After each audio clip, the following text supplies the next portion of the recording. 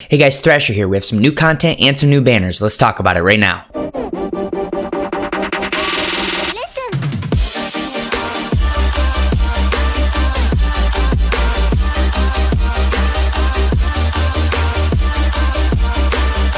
Okay, so first up, it is a brand new PvP season, so make sure you go over to the PvP area and get your rewards. Second, before we go into news, I want to point something out here. The missions have changed. So if you look at daily missions, they are different than they used to be. It used to be pretty much just use your energy up, do one of the either Super Zenny or Super XP battles, and then you had to do a Rising Rush and get an equipment. It's changed a little bit. Now you have to get 100 rare medals from the Let's Fight event, which you should be doing every day anyway. Make sure you're clearing 3 stories.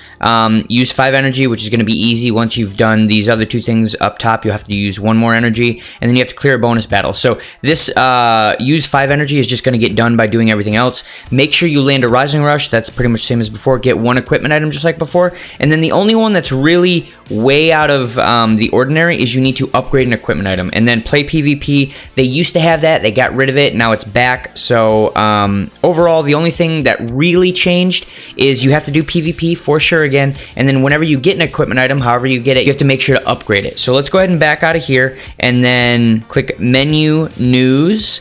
And one other thing I'd like to note is a big thank you to the developers. Normally I have to go through the whole list bottom up and I have to skip all these banners. They put all the banners on the bottom for me so we can just kind of work our way up now. Part 3, nothing crazy here. They just added a new part to the story, so make sure you do that. And then they changed the contents of the daily missions, which is what we just went over. So make sure you do part 3, book 6 of normal. And then let's talk about the next thing here. So as we scroll down here, we're going to notice 2 of the scout battles have come back, the Goten and the Trunks. If you haven't done them, make sure to go through and do those. Get them done. And one of the things you might want to do is do the EX4 of either one of these multiple times to get them to 7 stars and start getting Z medals. One of the reasons you want to do that is because there are some of those extra Goku everyday tickets in the Z medal shop, and they do cost a fair amount of Z medals. So if you farm these 2 right here, one of them or both of them, it'll get you a bunch of Z medals. You can get a bunch of those extra Goku tickets, and you can pull a lot more on that banner that has a very high chance of pulling sparking units. So if you want to do that, do it. Either way, make sure you have a Goten and a Trunks at level at least 1500, but hopefully 2000. So if you haven't finished this, you can get your 200 Chrono Crystals for clearing them with just the 1 unit.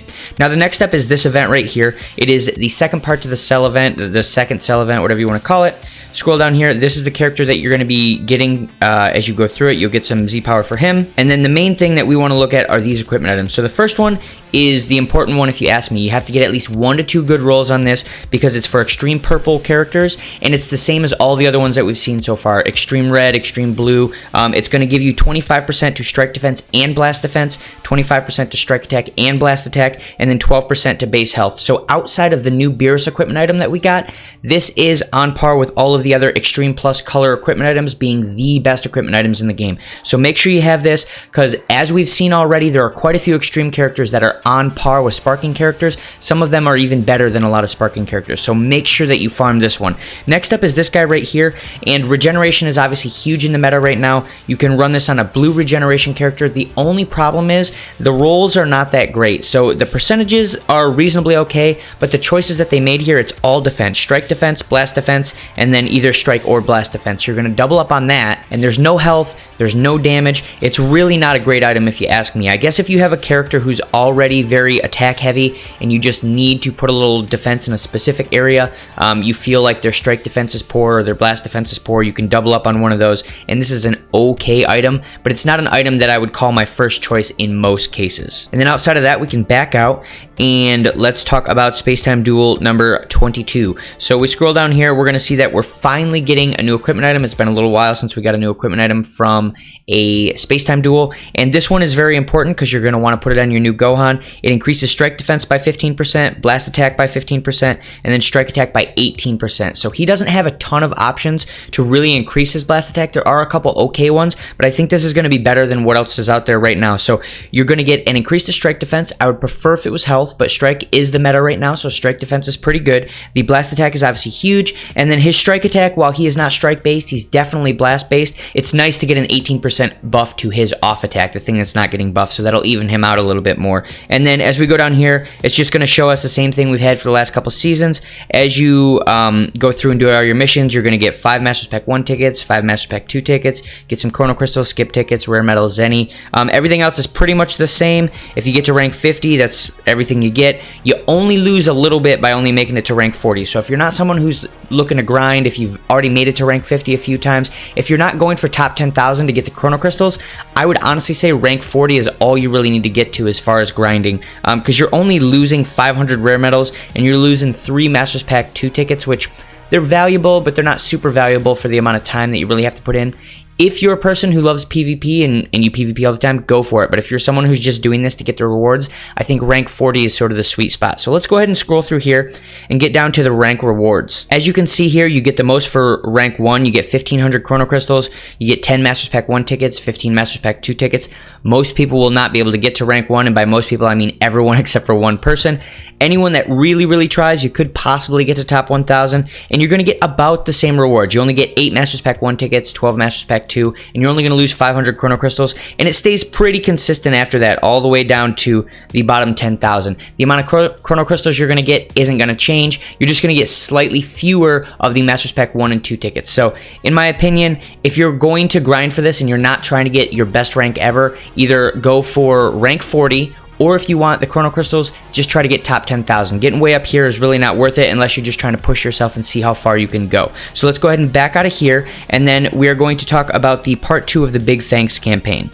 Okay, so for part 2 of the Big Thanks campaign, they've essentially got all of these Legends Rising banners that are coming back, and we'll go through them in just a second. They do have daily discounts, so we'll factor that in as we're rating them. But one thing I want to note here is the last time that we had all these banners, which was just a week or two ago, the thing that came out right after was the Gohan Step Up banner, the Gohan Ticket banner with the Step Up banner, which was an amazing banner. It seems to me like this is pretty much what they're going to be doing from now on. They're going to have a entire wall of these banners pop out. Try to get as many of your Chrono Crystals as possible, and then they'll have some amazing banner pop up after that. So I would recommend caution, and we'll go through these banners right now. So let's go ahead and back out of here, and then we're going to go to Summon, and depending on your situation, these banners are going to be a little different. They're not all trap banners, I'll tell you that right now. Ooh, I almost accidentally hit that. So let's start at the bottom. It is this one right here. Okay, so this one, Legends Rising with the original Broly trap banner. Even though it has daily discounts, do not spend on it. It is not worth pulling on this banner.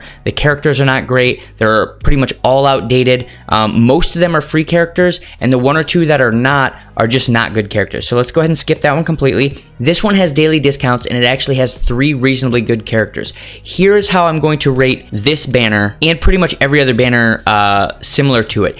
If you are missing at least 2 characters, but preferably 3, then it is worth it to do the daily discount. If you are only missing 1 character or missing no characters, it's probably not even worth it to do the daily discount. So let's go ahead and just jump through these real fast. This is a 2-star Dragon Ball banner.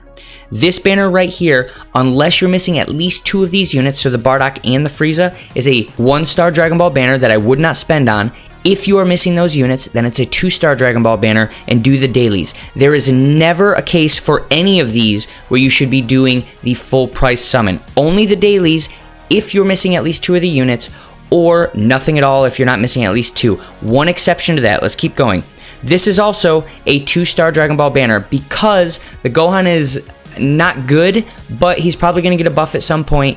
If you're missing at least 2 out of these 3, then I would say it's okay to do the daily discount. Do not do full price on this. This is a 2-star Dragon Ball banner if you're missing those characters. If you have all of them, don't pull on it whatsoever. Same thing here. The Gogeta is good. The Janemba is okay. If you are missing both of those characters, definitely do the daily discount. 2-star Dragon Ball banner. Let's go ahead and scroll through here. Now, this banner is a little bit different. So the Zamasu is powerful enough by himself that if you don't have Zamasu at 5 stars, it is absolutely worth it to do daily discounts on this. If you have the Zamasu at 5 stars, but you're missing the Kura and the Bojack, then it's worth it still to do the daily discounts. Now, if you have the Kura and the Bojack and your Zamasu's at 5 stars, do not pull on this banner. So in that situation, it would be a 1 star. For almost everyone else, this is a 2-star banner where you should be doing the daily discounts, but do not pull full price on this. And that's generally just because when we get this giant wall of summons, that probably means there's something pretty amazing coming up right after, because they're trying everything they can to get your crystals away from you with old units. Now let me go back and talk about this banner a little bit more. So the Gogeta is good, but here's the thing. He's not absolutely top tier anymore. There's lots of characters that are better than him, and there's a very good chance that you're going to see him in the future. And by a very good, I mean it's an absolute certainty. It's just a question of when. The thing is, by the time he rolls back around and gets a buff, because he's no longer absolutely top tier, so at some point he'll get a buff, but that's probably 9 months from now. So chances are you're not really going to be using this character for the next at least 5 to 6 months, unless you just don't have anyone else. But in that case, you already have the Gogeta, right? So he's not someone that you want to chase. And that's sort of the idea with pretty much every single character we're seeing here. There's no characters here that are absolutely top tier that you absolutely need outside of the Zamasu, who's just an insane unit. So there's no point in pulling on them unless you're missing multiple units. I would not chase any of these units, even at a discount, if it's only one unit you're going after, because you're probably going to need those Chrono Crystals, because almost guaranteed they're coming back, and by the time they do come back, you're going to be in the same situation where you don't need the unit now, you probably won't need the unit then. If you happen to pull them then, cool. So that's pretty much where that sits. If you guys think I missed anything, throw it in the comments down below and let's talk about it. You let me know what you think the next major banner is going to be, because it seems like there's probably going to be something pretty big right after the second, and we'll have to see what that is. And if you guys like this content, make sure to like and subscribe, and I'll see you guys in the next video.